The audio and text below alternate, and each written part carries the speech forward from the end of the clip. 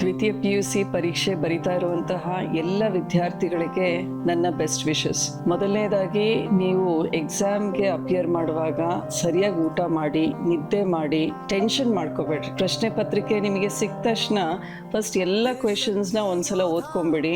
ಯಾವ್ಯಾವ ಪ್ರಶ್ನೆಗೆ ನಿಮಗೆ ಉತ್ತರ ಗೊತ್ತಿದೆ ಫಸ್ಟ್ ಅದನ್ನು ಅಟೆಂಪ್ಟ್ ಮಾಡಿ, ನಂತರ ಗೊತ್ತಿಲ್ಲದ ಪ್ರಶ್ನೆಗಳನ್ನ ಅಟೆಂಪ್ಟ್ ಮಾಡ್ಕೊಂಡು ಬನ್ನಿ.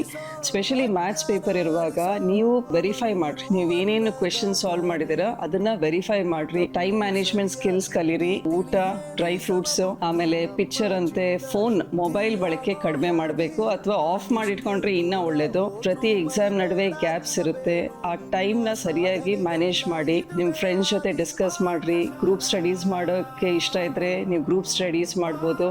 ರಿವಿಷನ್ ಭಾಳ ಇಂಪಾರ್ಟೆಂಟ್ ಆಗುತ್ತೆ. ನಿಮ್ಮ ಫಾರ್ಮುಲಾಸ್ನ ಸರಿಯಾಗಿ ರಿವೈಸ್ ಮಾಡ್ಕೊಂಡು ಹೋಗಿ. ಡೆಫಿನೆಟ್ಲಿ ನೀವು ಚೆನ್ನಾಗಿ ಮಾಡ್ತೀರಾ, ನನಗೂ ಕೂಡ ಅದೇ ವಿಶ್ವಾಸ ಇದೆ. ನಿಮ್ಮೆಲ್ಲ ಸ್ಟೂಡೆಂಟ್ಸಿಗೂ ನನ್ನ ಬೆಸ್ಟ್ ವಿಶಸ್ ಹೇಳಿ ನನ್ನ ಮಾತು ಮುಗಿಸ್ತೀನಿ. ಧನ್ಯವಾದಗಳು.